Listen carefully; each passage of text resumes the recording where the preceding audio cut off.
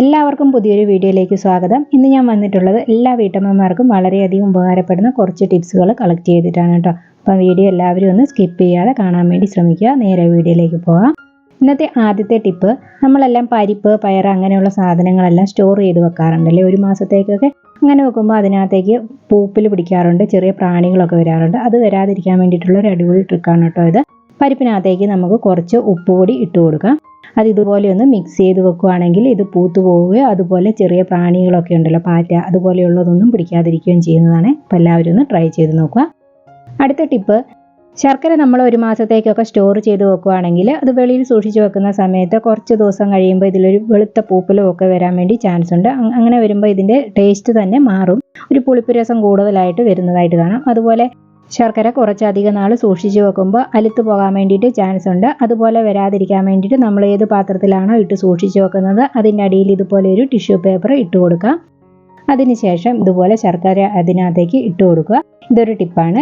ഇതുപോലെ തന്നെ വേറൊരു ടിപ്പും കൂടി ഉണ്ട് കേട്ടോ. അപ്പോൾ ഇതുപോലെ ഞാൻ ശർക്കര ഇതിനകത്തേക്ക് ഇട്ട് കൊടുക്കുന്നുണ്ട്. ഇങ്ങനെ അല്ലെങ്കിൽ നിങ്ങൾക്ക് ടിഷ്യൂ പേപ്പർ എടുത്തിട്ട് ഇതുപോലെ ഓരോ അച്ച് ശർക്കര ഒന്ന് പൊതിഞ്ഞ് സൂക്ഷിക്കാവുന്നതാണ്. ഇങ്ങനെ സൂക്ഷിച്ചാലും കേടാകാതെ ഇരിക്കുന്നതാണ് കേട്ടോ കുറേ നാളത്തേക്ക്. അപ്പോൾ എങ്ങനെ വേണമെങ്കിലും നമുക്കിത് സ്റ്റോർ ചെയ്ത് വെക്കാവുന്നതാണ്. അതിനുശേഷം ഇതുപോലെ കണ്ടെയ്നറിനകത്തിട്ട് അടച്ചു വെച്ച് സൂക്ഷിച്ചാൽ മതി.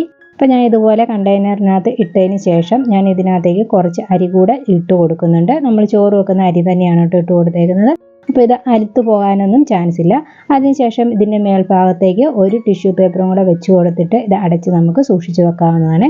ഫ്രിഡ്ജിനകത്ത് നമ്മൾ സൂക്ഷിച്ച് വെക്കുകയാണെങ്കിൽ ഇത് നല്ല ഡ്രൈ ആയിട്ട് തന്നെ ഇരുന്നോളും. ഉപയോഗിക്കുന്നതിന് കുറച്ച് സമയം മുന്നേ വെളിയിലെടുത്ത് വെച്ചിരുന്നാൽ മതി. ഈ ടിപ്പ് എല്ലാവരും ഒന്ന് ചെയ്ത് നോക്കുക. അടുത്ത ടിപ്പ്, അതിനായിട്ട് ഞാനിവിടെ ഇതുപോലെയുള്ള ഒരു പ്ലാസ്റ്റിക് കണ്ടെയ്നർ എടുത്തിട്ടുണ്ട്. നമ്മൾ ഭക്ഷണമൊക്കെ പുറത്തുനിന്ന് വാങ്ങുമ്പോൾ കിട്ടുന്ന പാത്രമാണിത്. അപ്പോൾ ഇത് നമ്മൾ വെറുതെ കളയാതെ നമുക്ക് ഒരുപാട് യൂസ് ഇതുകൊണ്ടുണ്ട് കേട്ടോ. അപ്പോൾ ഞാനിപ്പോൾ ഇതൊരു വേസ്റ്റ് ബോക്സ് ആയിട്ടാണ് ഉപയോഗിക്കുന്നത്. അപ്പോൾ ഇതുപോലെ ഞാൻ അതിനകത്തേക്ക് ഒരു പ്ലാസ്റ്റിക് കവറും കൂടെ ഇട്ട് കൊടുക്കുന്നുണ്ട്.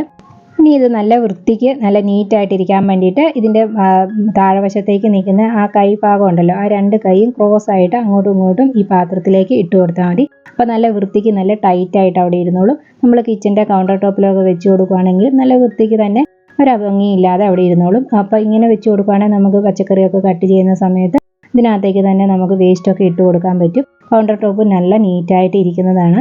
അപ്പോൾ എല്ലാവരും ഇതുപോലെ ഒന്ന് ട്രൈ ചെയ്ത് നോക്കുക.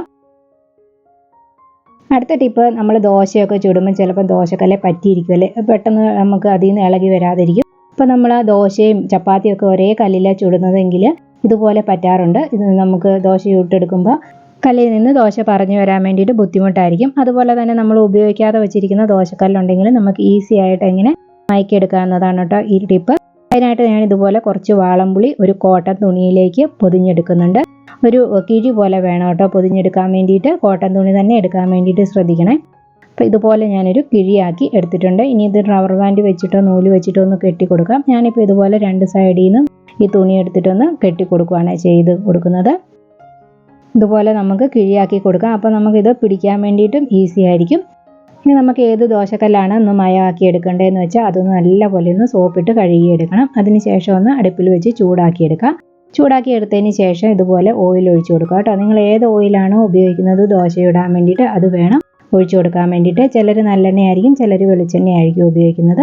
അപ്പോൾ നിങ്ങൾ ഉപയോഗിക്കുന്ന എണ്ണ തന്നെ ഒഴിച്ചു കൊടുക്കണം. അതിനുശേഷം കിഴി കെട്ടി വെച്ചിരിക്കുന്ന പുളി വെച്ചിട്ട് ഇതുപോലെ നല്ലപോലെ സ്ക്രബ് ചെയ്ത് കൊടുക്കുക. ഒരു 10 മിനിറ്റെങ്കിലും നല്ലപോലെ ഒന്ന് സ്ക്രബ് ചെയ്ത് കൊടുക്കാൻ വേണ്ടിയിട്ട് ശ്രദ്ധിക്കണേ. അപ്പോൾ ദോശക്കല്ല് നല്ലപോലെ ചൂടായിട്ടുണ്ടെങ്കിൽ അതുപോലെ സ്ക്രബ് ചെയ്ത് കൊടുക്കാൻ ബുദ്ധിമുട്ടാണെങ്കിൽ അത് ഫ്ലെയിം ഒന്ന് ഓഫ് ചെയ്യാം. എന്നാലും ദോശക്കല്ലിന് ഒരു ചൂട് നിൽക്കണം കേട്ടോ. അങ്ങനെ ചൂട് നിന്നിട്ട് ചെയ്ത് കൊടുക്കുമ്പോൾ മാത്രമേ അതിനുള്ള റിസൾട്ട് കിട്ടുകയുള്ളൂ. നമ്മൾ ഉപയോഗിക്കാതെ വെച്ചിരിക്കുന്ന ദോശക്കല്ലാണെങ്കിലും നമ്മൾ ചപ്പാത്തിയൊക്കെ ചുട്ടിട്ട് ദോശ കിട്ടാതെ വരുന്ന അവസ്ഥയാണെങ്കിലും ഇതുപോലെ ചെയ്ത് കൊടുത്താൽ മതി കേട്ടോ. നല്ല അടിപൊളി റിസൾട്ട് തന്നെ നിങ്ങൾക്ക് കിട്ടുന്നതാണ്. അപ്പോൾ ഞാൻ ഇതുപോലെ ഇത് ചെയ്ത് കൊടുത്തതിന് ശേഷം ഇതുപോലെ ഒരു സവോള മുറി കൂടെ എടുത്തിട്ടുണ്ട്. ഇത് വെച്ചിട്ട് കുറച്ച് നേരം ഒന്ന് ഉരച്ചു കൊടുക്കാവുന്നതാണ്. ആ സവോളയുടെ നീരൊക്കെ ഒന്ന് ദോശക്കല്ലിലേക്ക് പറ്റിയെടുക്കുകയാണെങ്കിൽ നമുക്ക് ഈസി ആയിട്ട് ദോശ ചുട്ടെടുക്കാൻ പറ്റും. അതുപോലെ നമ്മൾ ചപ്പാത്തിയൊക്കെ ചുട്ടതിന് ശേഷം ഇതുപോലെ ഒരു സവോള വെച്ചിട്ട് ആ ദോശക്കല്ലൊന്ന് ഇതുപോലെ ഒന്ന് എണ്ണയും കൂടെ കൂട്ടിയിട്ട് യോജിപ്പിച്ച് വെക്കുകയാണെങ്കിൽ പിറ്റേ ദിവസം ദോശ ചുടുവാണെങ്കിൽ നമുക്ക് ഈസി ആയിട്ട് തന്നെ ദോശ ചുട്ടെടുക്കാൻ വേണ്ടി സാധിക്കുന്നതാണ് കേട്ടോ. ഇനി നമുക്ക് ഇതുപോലെ ഒന്ന് ദോശ ചുട്ട് നോക്കാം ഈസി ആയിട്ട് കിട്ടുന്നുണ്ടോ ഇല്ലയോ എന്ന്. അപ്പോൾ ഞാൻ കുറച്ച് ദോശമാവ് ദോശക്കല്ലിലേക്ക് ഒഴിച്ചു കൊടുത്തിട്ടുണ്ട്. അപ്പോൾ ഇതുപോലെ നമുക്ക് ഹോൾസ് എല്ലാം വന്നതിന് ശേഷം ഇതിനകത്തേക്ക് കുറച്ച് ഓയിലോ നെയ്യോ ഏതാണ് യൂസ് ചെയ്യുന്നതെന്ന് വെച്ചാൽ അത് ഒഴിച്ചു കൊടുക്കാവുന്നതാണ് കേട്ടോ. അതിനുശേഷം നമുക്ക് ഇതൊന്ന് മറിച്ചിട്ട് നോക്കാം ഈസി ആയിട്ട് കിട്ടുന്നുണ്ടോ ഇല്ലയോ എന്ന്. അപ്പോൾ എനിക്കിവിടെ ഈസി ആയിട്ട് തന്നെ കിട്ടുന്നുണ്ട് കേട്ടോ, നല്ല റിസൾട്ട് തന്നെ കിട്ടിയിട്ടുണ്ട്. അപ്പോൾ നിങ്ങൾക്ക് ഇതുപോലെ ഒന്ന് ചെയ്ത് നോക്കാവുന്നതാണ് കേട്ടോ. അപ്പോൾ ചപ്പാത്തിയൊക്കെ ചുട്ടതിന് ശേഷം ദോശ എടുക്കാൻ പറ്റുന്നില്ലെങ്കിൽ ഇതുപോലെ ഒന്ന് ചെയ്ത് കൊടുത്താൽ മതി. വളരെ പെട്ടെന്ന് തന്നെ നമുക്ക് അത് ക്ലിയർ ആക്കി എടുക്കാൻ വേണ്ടിയിട്ട് സാധിക്കുന്നതാണ്. ഇത് കണ്ടോ, ഒട്ടും ഒട്ടിപ്പിടിക്കാതെ തന്നെ നമുക്ക് ദോശക്കല്ലിൽ നിന്ന് ദോശ കിട്ടുന്നതാണ്. അപ്പോൾ ഇന്നത്തെ ടിപ്സിൽ ഏതെങ്കിലും നിങ്ങൾക്ക് ഉപകാരപ്രദമായി തോന്നിയിട്ടുണ്ടെങ്കിൽ വീഡിയോയ്ക്ക് ഒരു ലൈക്ക് തരാനും അതുപോലെ ഷെയർ ചെയ്ത് സപ്പോർട്ട് ചെയ്യാനും മറക്കരുത്. അപ്പോൾ അടുത്ത നല്ലൊരു വീഡിയോയുമായി വരുന്നത് വരെ thanks for watching. Take care. By.